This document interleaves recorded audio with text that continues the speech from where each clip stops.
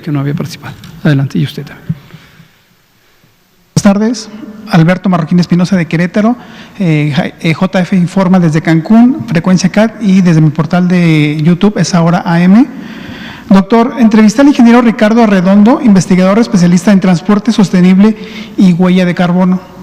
Él nos comentaba que el gran problema en Querétaro fue que las empresas de transporte público decidieron reducir sus pérdidas, reducir frecuencias de paso de unidades de transporte, y al hacerlo las unidades remanentes transportaban al mayor número de pasajeros que podían, y las personas tenían que esperar hasta 1 hora o más, y de esta forma pues obviamente ya piñados en la parada o el acceso al camión, pues el contagio se daba más evidentemente, ¿no? Y aparte que no existían controles de sanidad, incluso para la gente que subía y bajaba el camión, podías entrar sin cubrebocas, no pasaba nada, ¿no? Entonces, eso ha sido evidente en la ciudad de Querétaro. Y obviamente nos comenta el ingeniero Arredondo que el gobierno de Querétaro no compensó esa pérdida de infraestructura con ciclovías emergentes, que es un programa que implementó el gobierno federal, que es lo que le llaman la movilidad 4S. Entonces, aquí es donde la corresponsabilidad del gobernador de Francisco Domínguez no ha tomado esas medidas de movilidad adecuada y un transporte público eficiente y saludable. Lo grave es que los gobiernos estatales lo culpan a usted normalmente y no reconocen su corresponsabilidad, y eso generó que la gente salga a la calle en familia, al súper o a mercados públicos, incluso a centros comerciales. Doctor, ¿hay alguna comunicación con usted por parte del gobernador de Querétaro para la estrategia de mitigación de la pandemia? Gracias. Muchas gracias. Sí hemos mantenido comunicación con todos los gobiernos estatales, lo hemos hecho a través de múltiples mecanismos. Uno, el básico, el fundamental, es a través del Consejo Nacional de Salud, donde concurren todas las personas titulares de las secretarías de salud estatales. Esta reunión ocurre periódicamente como una reunión ordinaria, 4 veces al año, pero también hemos tenido sesiones extraordinarias de la Comisión Consultiva de Salud Pública de este Consejo Nacional de Salud. En varias semanas estuvimos en comunicación mediante la Conferencia Nacional de Gobernadores, y fue un foro muy útil, nos parece, a los funcionarios del gobierno federal, porque establecimos una comunicación adicional con los propios gobernadores y la gobernadora de Sonora y la jefa de gobierno de la Ciudad de México. También hemos tenido conversaciones en lo individual cuando instauramos el semáforo de riesgo COVID y entró en vigor el 1 de junio. La mecánica acordada fue que nosotros enviamos en el curso de la semana la información preliminar, y estamos siempre dispuestos, y se establecen los medios específicos para que ya sea los grupos técnicos, los secretarios de salud o, como ocurrió en múltiples ocasiones, el propio gobernador se comunicaba con nosotros. Con el gobernador Francisco Domínguez hemos mantenido una fluida comunicación, a veces nos hablamos por teléfono en forma directa, nos intercambiamos mensajes y conversamos sobre distintos retos que pueden enfrentar a nivel local en este sentido. Esto lo que ayuda es a mantener una buena coordinación y una relación entre la estrategia, aquí vuelvo a hablar del tema de la estrategia. Hoy por la mañana y hace unos minutos aludí a la estrategia como el diseño general, refiriéndome al tiempo, y destaqué que la estrategia no se cambia de un momento para otro ni múltiples veces. Lo que la estrategia tiene es elementos tácticos que le dan flexibilidad y se pueden ir poniendo o modificando de acuerdo a la necesidad, pero el diseño general permanece. Ahora me voy a referir a la estrategia como el aspecto general para el conjunto del país y los elementos también estratégicos pero locales. La responsabilidad general es del gobierno federal, la responsabilidad local específica es de los gobiernos estatales. La buena comunicación no quiere decir que nos tengan que pedir permiso para establecer las distintas intervenciones. Los gobiernos son los liderazgos políticos y administrativos y sanitarios de los estados libres y soberanos.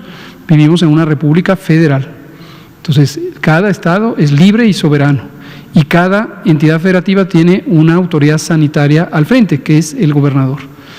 No tienen que consultarnos cada elemento. Se espera, y generalmente ocurre, que haya armonía entre el planteamiento general, que es responsabilidad del gobierno federal, y las adaptaciones específicas necesarias.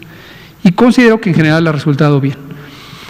Ahora, sobre lo que usted decía, bueno, un elemento más, que fue lo mismo que le comenté ayer a una colega de Jalisco, que hablaba un poco también de manera crítica, asumo que constructiva, del gobierno de Jalisco. Yo insisto en que la postura de nosotros en el Gobierno de México es de respaldo en general a las autoridades estatales. Es muy difícil juzgar en una situación compleja, tan compleja, de manera un tanto draconiana o extrema, o decir, falló, triunfó. No es blanco y negro, es una situación muy compleja, nadie tiene una fórmula mágica, nadie tiene la solución. Ha habido quien, ayer lo comentábamos a propósito de la comparecencia del secretario en el Congreso de la Unión, en la Cámara de Diputados, donde nos regalaron un libro, comentábamos precisamente este punto. En tiempos tan difíciles pueden surgir falsos profetas, como decía un cantante. Entonces, puede ser el que dice, yo tengo la fórmula y en 6 semanas acabo con la epidemia. Creo que más que eso necesitamos mesura, necesitamos realidad, necesitamos apego a ciencia y a técnica, y en general apoyarnos unos a otros. Yo no tengo ninguna opinión negativa del gobernador de Querétaro, porque considero que primero es constitucionalmente una autoridad y hay que respetarla. Podemos discrepar en otros temas, pero en salud tenemos que unirnos, ¿no? Ahora, a propósito de lo que menciona, es un elemento muy interesante, y lo que se me ocurre es que si la jefa de gobierno de la Ciudad de México está de acuerdo, podemos invitar a su secretario de Movilidad y Transporte, Andrés Layú. ¿Por qué razón? Porque la Ciudad de México dio un ejemplo muy virtuoso, nos parece, de administración del transporte público, de una manera muy rigurosa, muy bien pensada, científica. Hicieron algo que de inicio parecía contrario a la intuición. La intuición de muchas personas es, si hay riesgo de contagio en los transportes, quitemos transporte porque entonces hay menos espacio de contagio, ¿no? Y a veces hay gente que intuye que esa es la manera de conducirse. En la Ciudad de México, lo que hicieron fue exactamente lo contrario. Fue aumentar la oferta de transporte público, pero disminuir los puntos de parada. Específicamente en el Metrobús se aumentó el número de corridas por hora, pero se disminuyó el número de estaciones abiertas. Y eso lo que logró es hacer mucho más expedita la movilidad y por lo tanto reducir el tiempo y la densidad, es decir, la cantidad de personas por metro cuadrado que concurren en el transporte público. De esto no hemos hablado aquí, la experiencia merece todo el crédito del éxito al gobierno de la Ciudad de México, pero la conocemos porque nos la compartieron. Entonces voy a hablar con la jefa de gobierno y si está de acuerdo, invitamos un día aquí a Andrés Layún, secretario de Movilidad y Transporte de la Ciudad de México, y que nos explique la ciencia detrás de esto. Muchas gracias. Araceli Aranday y el compañero aquí de Verde y luego usted. Solamente una precisión, no checan los números, son 17 en estados de naranja, 14 amarillo, uno en rojo y uno en verde, dan 33. ¿Si me puede ayudar con esa cifra? Muchas gracias. A ver, mientras la verifica, le damos la palabra al compañero.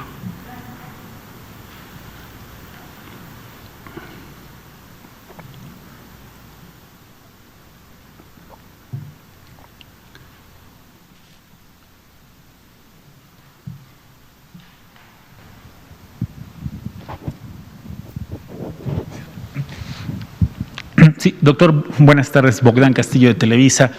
El día de ayer, la Agencia de Alimentos y Medicamentos de Estados Unidos, la FDA, aprobó el antiviral Remdesivir como un tratamiento contra COVID-19. La pregunta es su opinión al respecto y, en su caso, ¿México la estaría aprobando también? Muchas gracias por preguntarlo, me lo preguntó antes otra colega periodista. La respuesta directa es no. Lo que ocurre en la FDA de Estados Unidos, la Agencia de Fármacos y Alimentos de Estados Unidos es la Agencia de Regulación Sanitaria de Estados Unidos, el análogo de COFEPRIS en México. Es quien determina si se autoriza o no el uso de distintos productos, tanto de alimentos como de medicamentos. Pero no tenemos ningún mandato de la FDA. La FDA tiene responsabilidades en el territorio de Estados Unidos de América y nosotros somos los Estados Unidos mexicanos. Ciertamente la FDA es una agencia de regulación sanitaria de alto nivel de desempeño científico, técnico, y suele ser considerada como un referente. Pero es muy importante distinguir la calidad de un referente a que se tenga que adoptar la decisión de una agencia de regulación sanitaria de otro país. Durante COVID, la FDA ha tomado una serie de decisiones no convencionales, inusuales, en una modalidad de evaluación de productos y de medicamentos que es la modalidad de emergencia.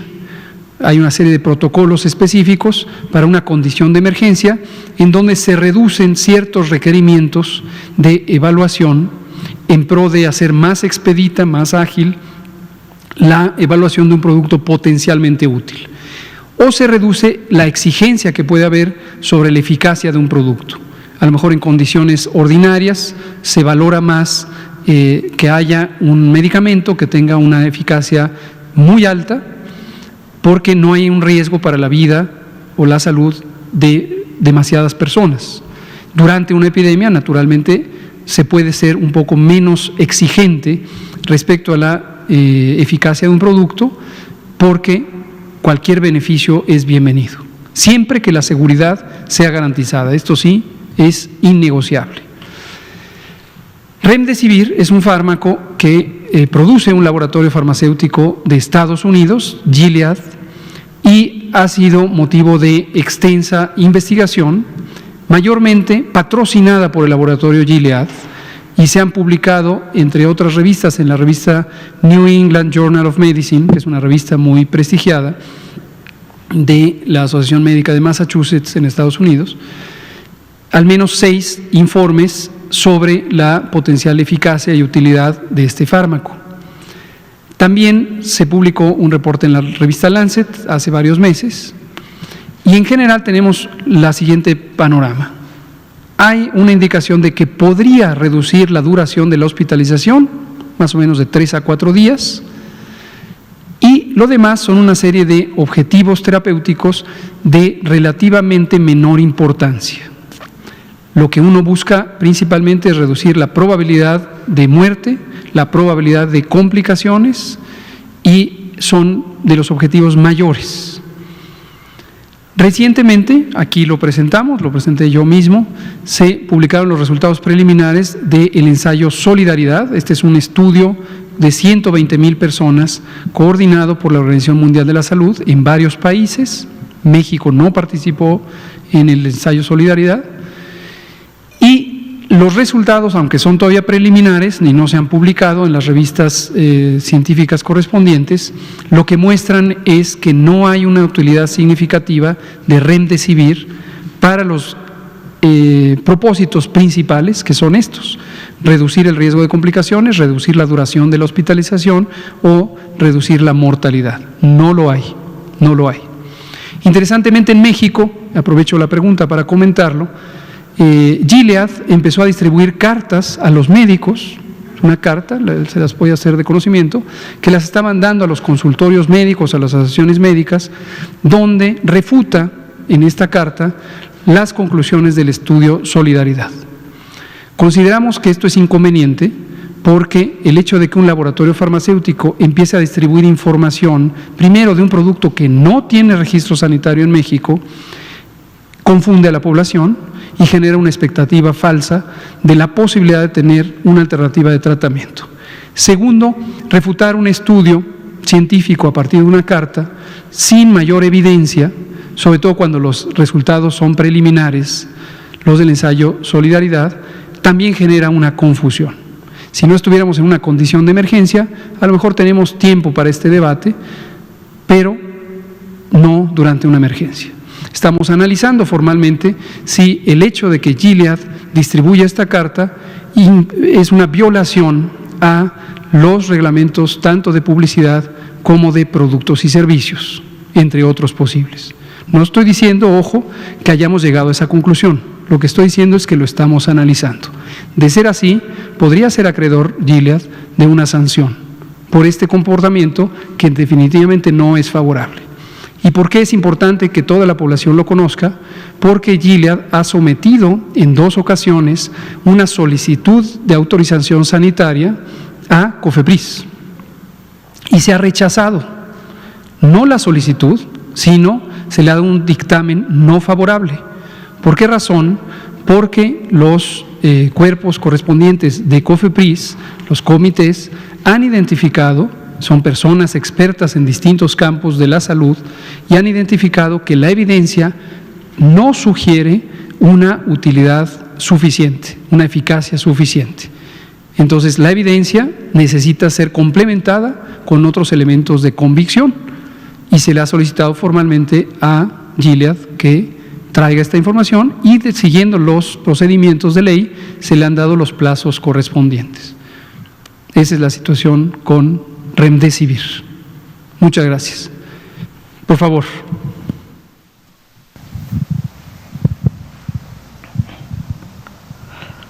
Buenas tardes, doctor. Buenas tardes, doctores.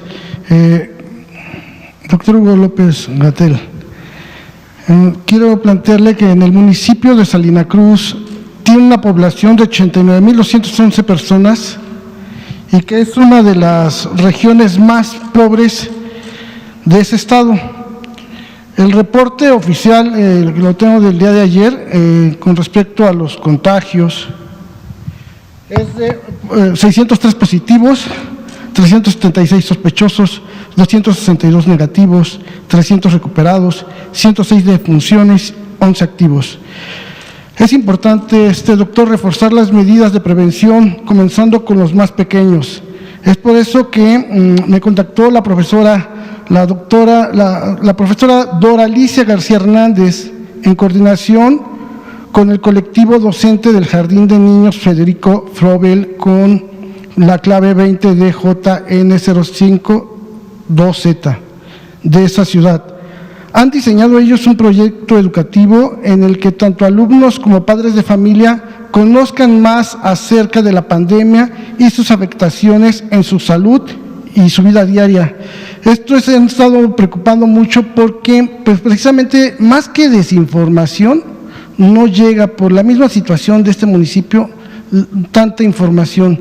Son ellos los docentes, son ellos los educadores que pues tienen la posibilidad, algunos con su celular, e ir a algún lugar más cercano donde haya señal, y es que ellos tienen como información más real, ¿no? Entonces son ellos los que en clase y con los papás tienen que estar haciendo conciencia. La gente ahí sale pues a hacer sus actividades, ¿no? Viven al día por su situación. Entonces ellos están muy preocupados. Me decía esta maestra que este proyecto que ya han puesto a realizar, como todas las actividades que el preescolar lleva a cabo, son con proyección a la comunidad, por la que el resultado del mismo no solo beneficiará a los alumnos del 3er grado, sino a un número importante del municipio de Salina Cruz, Oaxaca. En concreto, doctor, la petición es que ellos le hacen la invitación a que quieren tener contacto con usted, ya sea por videollamada, ya sea que si ellos pueden hacer sus preguntas, los niños, por curiosidad, hacérselas llegar a usted, y que usted, no es necesario que igual y en la conferencia de prensa, ¿no? Pero por la imagen que tienen ellos de usted, por todo lo que usted implica, pues ellos consideran que sería importante. Ellos están haciendo este ejercicio, ellos, los niños están haciendo sus preguntas, pero quisieran ver si pudiera haber una posibilidad. Eso es por un lado, y si me permitiera hacer otro comentario. Se nos acabó el tiempo, son las 20 horas, pero gracias por el comentario amplio que dijo. A ver, doctor Ricardo Cortés. Muchas gracias Araceli por la corrección. Es 1 rojo, 19 naranjas, 11 amarillos, 1 verde. Ya está corregida también la presentación que se va a compartir con todos ustedes. Gracias. Aquí está. esta ya es corregida. Por favor, quien quiera publicarla, tómele fotos, y la que se sube a la página ya es la corregida. Le agradecemos a Araceli Aranday de Canal 11 por hacernos ver esta errata. Gracias. ¿El mapa está corregido? ¿El mapa estaba bien? El mapa es correcto. El mapa es correcto. Sí. Gracias. Entonces, brevemente, porque desafortunadamente se nos acabó el tiempo, sí, la acción local, déjeme llevar esta experiencia tan local a la perspectiva nacional, porque la nación está conformada de múltiples comunidades, múltiples poblados, múltiples ciudades, múltiples municipios, casi 3.000 o 2.800 y tantos. Entonces, y 32 entidades federativas libres y soberanas. Entonces, lo que hemos hecho cuando se nos solicita una interacción directa es buscar la ocasión de sumar esfuerzos con otras comunidades. No nos daríamos abasto si tuviéramos que ir a cada comunidad. Quisiéramos, sería un privilegio poder estar en cada comunidad, y en general seguimos la recomendación que nos hace nuestro presidente de ejercer nuestras funciones pensando en la localidad, no pensando en un escritorio y actuando desde el centro.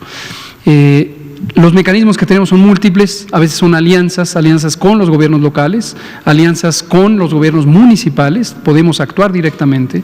Hay un programa que coordina el doctor Ricardo Cortés de Municipios por la Salud, la Red Mexicana de Municipios por la Salud, y en esta red, en cada entidad federativa se selecciona un liderazgo que a su vez coordina a los distintos municipios.